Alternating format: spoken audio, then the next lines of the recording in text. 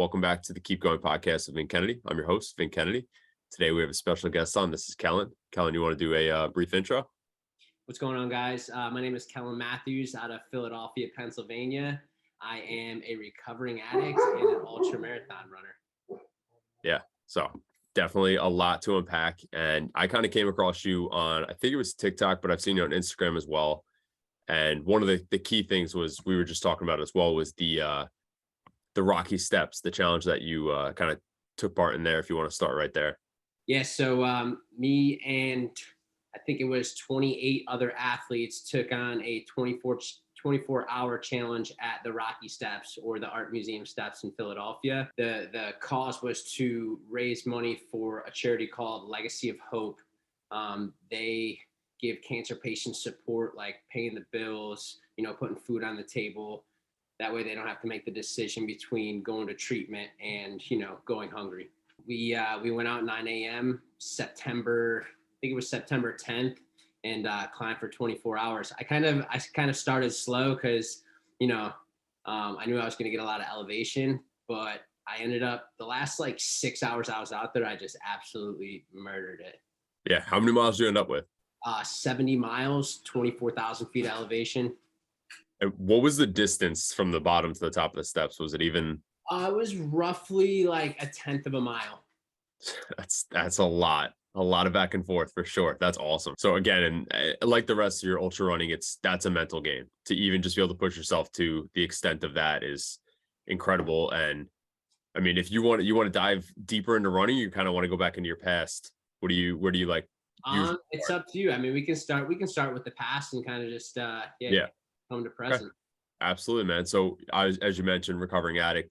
So kind of how did that stuff take part, and where did that really start for you? So I started using opiates, marijuana, booze at a young age, like 14. And so I was in high school, like 10th grade, and I had like a legit habit.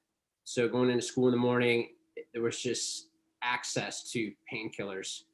So I was like going to the cafeteria in the morning where kids are eating breakfast, and I could basically, it was like a kid in a candy shop. Right.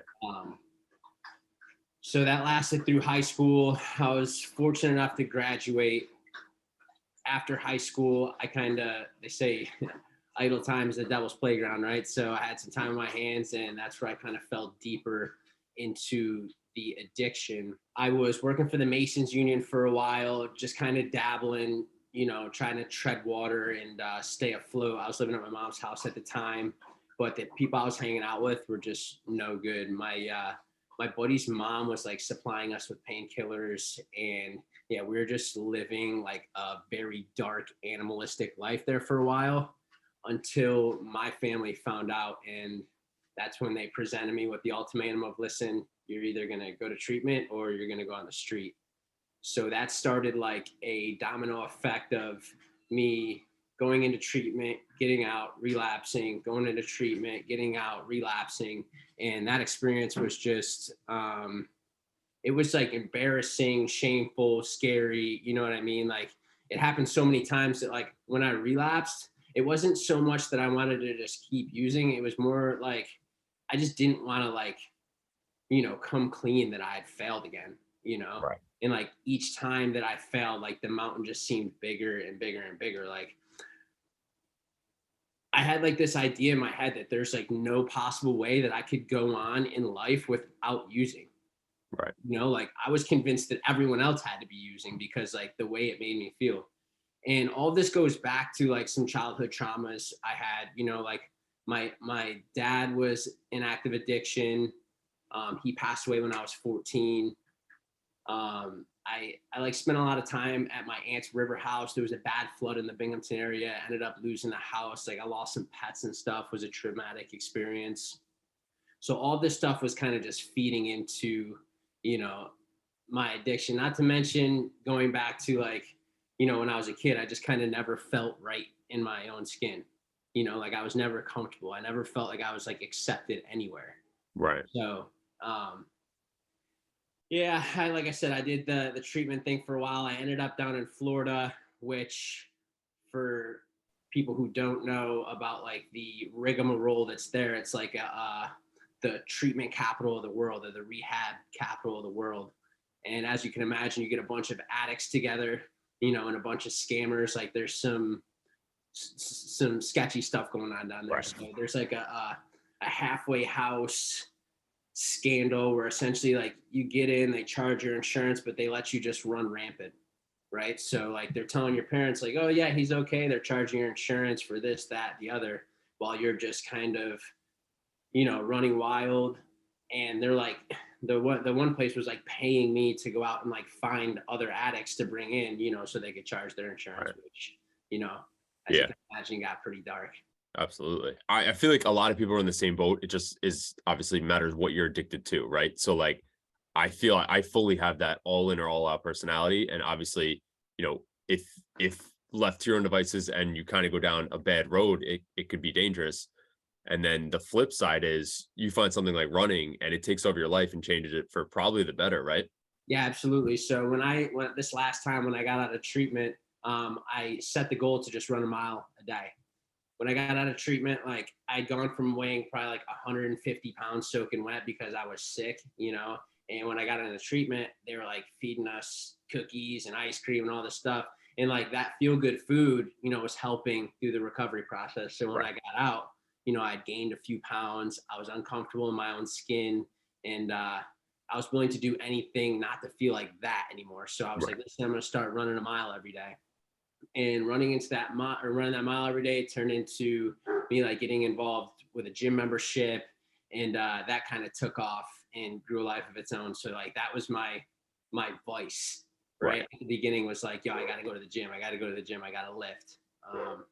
And eventually that turned into like some CrossFit stuff where I was able to, let my competitive side like explore and, kind of scratch that itch of wanting to go out and get after it. Right.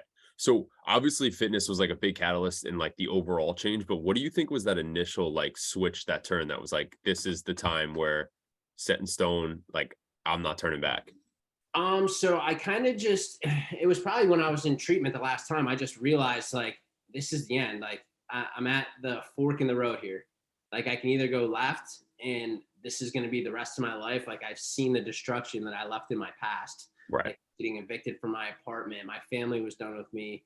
My now wife was like, had enough, the company I was working for was like, listen, man, this is your last chance. So like, as I'm watching like my whole life kind of melt away, I also am looking in the other direction and there's just like nothing but opportunity. So like, kind of faced with that crossroad was like, man, yeah, this is the way I'd like to go. Right. No, absolutely. And then as you said, you dove into fitness. So it was running the mile a day. And then you kind of really got into the gym, CrossFit. I saw you were doing a Murph a day, right? Yeah, so I did this was just this last year. I did like 60 days of Murph, Right. which is, roughly 2 months. It was this was in response to my second 100-mile attempt where I failed for the second time, right? And I kind of just lost interest. Right. I was like, I don't want to do this anymore. It was just like, I don't know. I was just like licking my wounds, Right. like I lost No, my absolutely. and jumping into the Murph every day, kind of just like I was able to build a strong foundation. And, I feel like anytime you set a goal, something, a physical goal to do, something like that, like the 60 days of Murph, like by the end, you're all jacked up, ready to rock and roll, take on the next challenge. Yeah, absolutely. I mean, you build that confidence and it kind of propels you. And then it seems like that was the catalyst. So then after that, you hit the 100 miles. So after that, I decided I actually signed up for JFK, which is the next race that getting ready to do November 19th. I signed up for that back in like January. Okay. So I did the 60 days in Murph. I did the David Goggins 4x4x48 with my vest on. That was like the first weekend of the year, freezing cold here in Philadelphia. Yeah. My the last 4 mile segment was just like freezing rain. Yeah. Wind was blowing. We did it over the Ben Franklin Bridge, which was a cool visual. So That's awesome.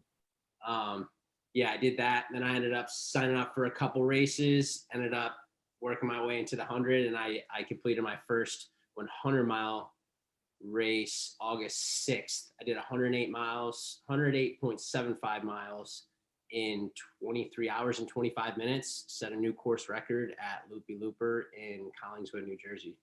Awesome. So what was your pace like on that? Moving pace was in the tens, like 10-minute pace. There was a few, loops. So Loopy Looper, for those of you who don't know, is a 3 3/4 of a mile course. And you basically do as many loops as you can, right? Until you lose your mind. Right. So basically every time I came around, I would stop in my cooler at a tent, you know what I mean? Cool off. It was like 95 degrees, 100% humidity, Yeah. August in the Northeast. So, I just kept moving and I had a good day. That's awesome. I've been working with a coach, Adam Kimball, well-known ultra runner. And yeah, that paid off big time. That's awesome, man. So obviously, I talk to a lot of runners. I run myself, and like deep into those runs, it's just the mental game. Do you see like similarities between like battling and overcoming addiction and running? Oh yeah. So that's where I go to a lot of times in my head. Like when it gets Yeah. painful and when it hurts, I go back to like withdrawals or like being in that very uncomfortable, like painful time, like 48 hours into opiate withdrawals is absolutely terrible. Like Right. you have flu-like symptoms, racing thoughts. It's just it's crazy. I wouldn't wish it on my worst enemy. So I always just tell myself, like, listen, man, if you can get through that, like, this is going to be over. And let's say I'm in pain an hour in, Right. it's only another 23 hours, Right. it's going to go away. Yeah. No, absolutely. And it's funny because like you draw on like the tough times that you went through to get you through the tough times you're now putting yourself through. And I think it's like a funny thing that a lot of athletes do. Absolutely. And I heard a snippet in a podcast today. I believe it was might have been Jocko and Jordan Peterson speaking, and it was something about how like obviously we all have like very traumatic events, but realistically we would never change or trade places with anybody because then we wouldn't be who we are. So like we needed all the bad to shape us into who we are. And I feel like obviously it's a testament to you, testament to everybody really, because without your experiences, you aren't who you are. Exactly. Yeah. I mean, it's so inspiring though to see what you came from to what you're doing now and kind of just even like seeing you on social media, like it's inspiring, man. Like it's cool. And you're always positive, upbeat, great energy. Like I love seeing it on my feed. I love sending it around. Like I think the world needs more of that today. Right on, man. I appreciate it. Yeah, I try to get up and do my grand rising thing in the morning, which I'll give credit to my wife on that. She kind of, started the whole grand rising, checking in the morning. I know Yeah, her social media following loves that. So I absolutely. piggybacked off that and kind of ran with it. Yeah, man, it's inspiring. And so a lot of the questions I ask are kind of things that like I personally struggle with. And a lot of the people I speak to are usually in the same boat, athletes, and just everybody has their own life experiences. So one thing I kind of struggle with, which I feel like you may as well, is like that balance. Like I'm all or nothing. Like I'm all in or I'm all out. Like it's so bad. And again, it's great when we're training for marathons or training for races, but when it comes to other areas of our life, like it could be challenging. Like, do you find a balance? I try to the best I can. So what's big for me is just having like a routine. Like I am a creature of habit. So if I Right. can fall into like a scheduled program, then that's where I'm going to thrive because I will, start to take from other areas of my life in order to be successful in running. Or it could be anything. Like, I mean, when I was in active addiction, like that was literally taking from every part of my life and only focused on the addiction. So like I've gone through phases where it was like work, I got to work. I got to buy a house. I got to do this. I got to do that. You know what I mean? So like, Absolutely. as long as I can stay in some sort of like routine where like, okay, I've got this amount of time for this, that, and it's just like a daily thing. Like even on the weekends, I'm big on like being in bed on time. You know what I mean? I wake up early. I get my workout in.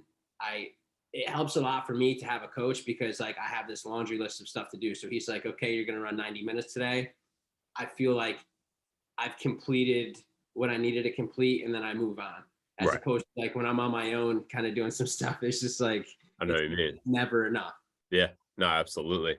And then even I could get the same way with like diet. Like I just completed 75 hard this past summer, but in the past I've tried it like 3 or 4 times, and I would always like basically have to stop probably 30 days in because I would cut my calories in half. I'd be like fully shredded, like I don't even know, 20 something days in, and it's like, yeah, but I'm eating 1,500 calories. Like, where do I even possibly go from here? Like, I'm gonna technically like lose or quit the diet plan because it's not even sustainable. Yeah, But yeah, that I feel like that balance, especially for athletes and just people that could be on that.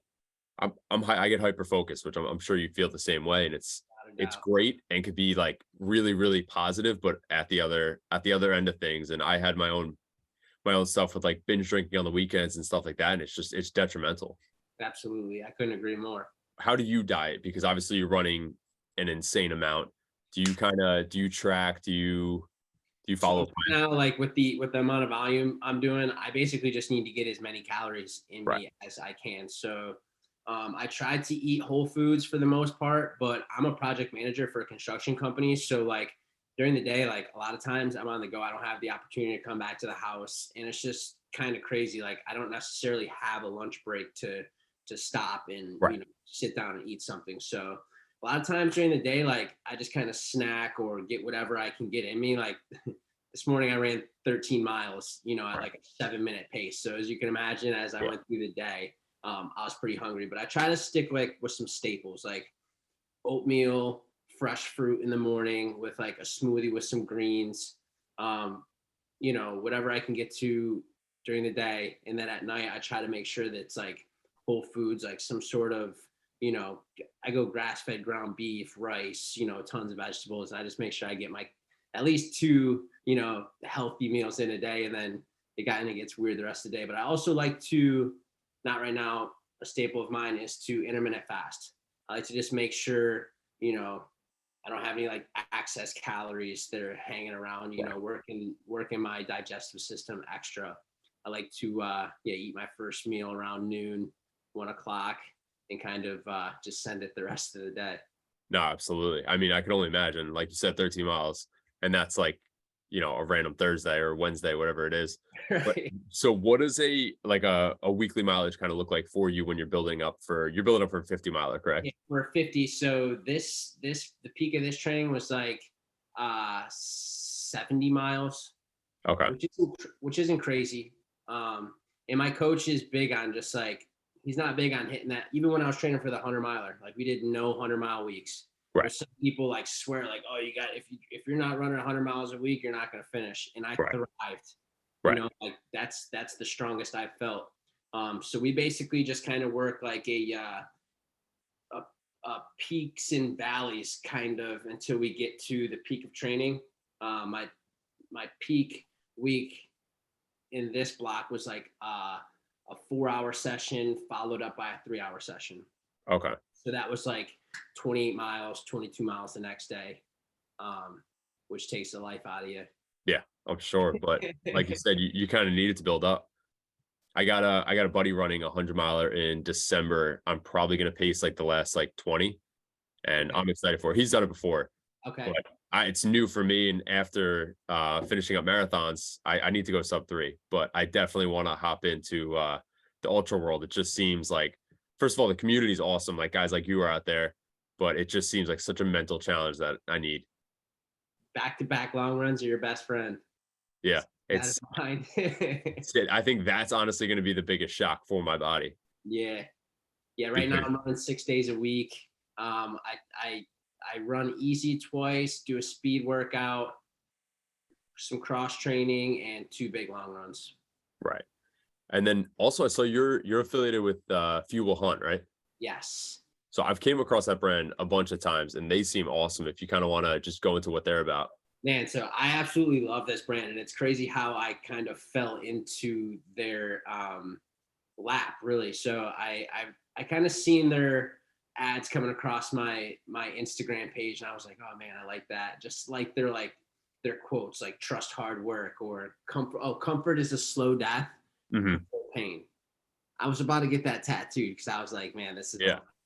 one. So I wore one of their t-shirts for a 50 miler I did in June, Cayuga 50, and I tagged them in one of my posts. And it just so happened that they're local to Philadelphia.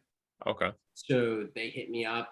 We had like a connection. One of my buddies went to high school with one of their buddies, and it kind of just like snowballed in this big thing, where they were like, "Listen, man, we want to do some like photo shoots. We'll send you some gear." And Awesome.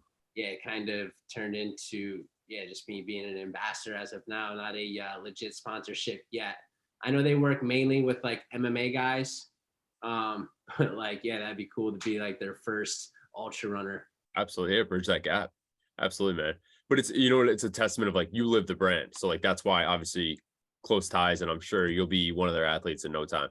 Absolutely. But that's cool, man. So obviously you've been through a ton, and I see you inspire people already. Like, what do you want your lasting like impact to be on other people? And what's like a big takeaway people could have from just your story and you as a whole? So I think the impact I would like to have on people is that like, not to be cliche here, but like change is possible. You know what I mean? Like I Absolutely. came from the bottom of the barrel. Like I was in a really scary situation, and I have a lot of buddies that I lost to drug addiction. And they were uh, in a lot less worse shape than I was, if that Right. makes any sense. I was, like you said, all or nothing, and I was in a really dark place. I was not only using a lot and in a dangerous position there, but I was suicidal by the end.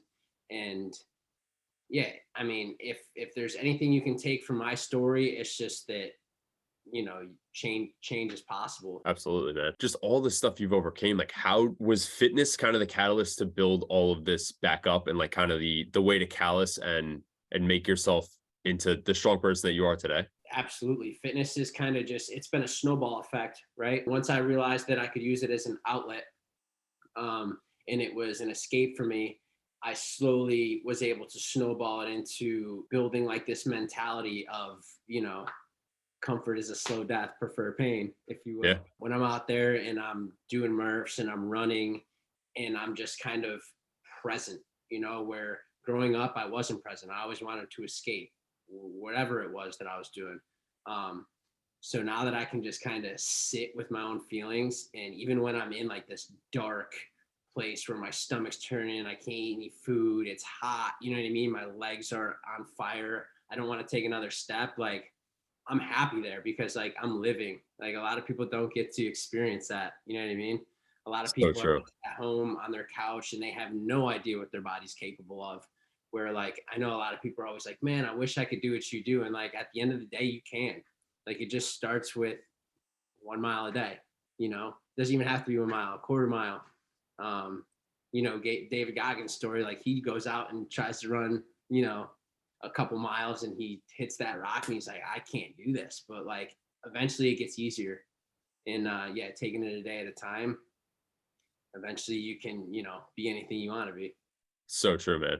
And I was not, no, I'm not David Goggins, but I was in a similar boat where I was 250 pounds at one point. I sit around like 185 now. Okay. And I I tried one night to go out and run a lap around a track. Literally, I wanted to run a mile, but I ran one lap, and like, you know what it's like when you're not in running shape, like heart Yeah. was beating my chest. So I was like, this isn't gonna work. But that's all it is. It's just consistency. And like you said, anybody can do it. And it almost frustrates me because like I want to shake people. You're so right. Like I go on these trail runs and like you're out there, and I know it sounds cliche as well. Like you're out there in nature, but it's beautiful. Like it's just a good time. And like I find myself the most alive when I'm living the simplest and like I was when I was a child. So like going out in the woods and running, like I hit 5 miles last week with my buddy that's gonna hit them 100 miler. And I was like, my mom was like, "Oh, what'd you do today?" I was like, "I ran 5 miles in the woods with my friend." And she's like, "What?" I was like, "Yeah, this could be like 2002. Like you wouldn't even know." And I was like, the happiest I've ever been. I'm like, it's a great time. It's amazing what you draw from being like out in nature. Like Yeah. I always go back to that. Like even this morning when I was out running, I was just like so grateful that like I have the ability to be out there. Like the wind is in your face. You know what I mean? It was a little chilly, but it like feels good. Like it just feels good to feel and to be Yeah. present and to be out there and just doing what I love to do. Right. Because a lot of Absolutely. people are just like you said, like they're lost, they're stuck in their ways, they're on their phone, they're at the TV, they're eating like crap, and they don't know where to turn.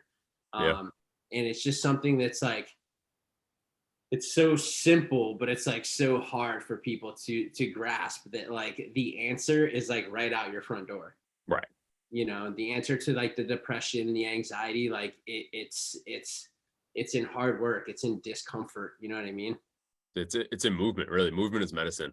And Absolutely. it's so true. It's just, and again, you're not going to run 100 miles tomorrow, but if you just keep building towards it, you can. And that's like literally anyone can do it. And I go to a Russian sauna spot where it's like cold tub, sauna, the recovery. And I go there with a couple of buddies. A bunch of the guys are ultra runners, and then me and a couple marathoners, and then there's a couple older guys. And like these older guys, like, oh, you guys, we'll talk about running. They're like, oh, you guys are nuts. Like, we can't do that, or like, I can't do that. I'm like, you definitely can. Like, you really can. And it's so true. Like, anybody can. Yeah, I've run into some older people that get after it. There was an 84-year-old woman that did loopy looper. She didn't run 100 miles, but I Wow, think she did like she was there the whole 24 hours. I think she did like 34 miles, that's awesome. which is absolutely Yeah. unreal. And I think that's the goal for me and you as well. Like, I want to be out there when I'm 80, like running marathons. Like, I want to be like, you see those guys on the news. So lastly, the question. So the name of the podcast obviously is the Keep Going podcast. So what would you say is what keeps you going, and what's your big why? I would say the biggest thing that keeps me going is my previous accomplishments, right? Like each day is kind of just like building a stronger base, a bigger foundation. And yeah, I feel like the sky's the limit at this point. I have plans to hopefully maybe uh, get some sponsors, you know what I mean, and really get the ball rolling on this running thing. Yeah, so for me, it's kind of just like the possibility of the future. Absolutely. What's the next? What does the next day have to hold for me? You know? Absolutely, man. And you really are. You're building it all. And it's funny because like you're one of those profiles. I come across them every once in a while. Where, like, you look, and I don't even know your actual follower count, but it's like you look and it's like, how does this guy not have 1 million followers yet? You know what I mean? Seriously though, I do it all the time to a bunch of guys that are like giving the inspiring message and they're out there crushing it.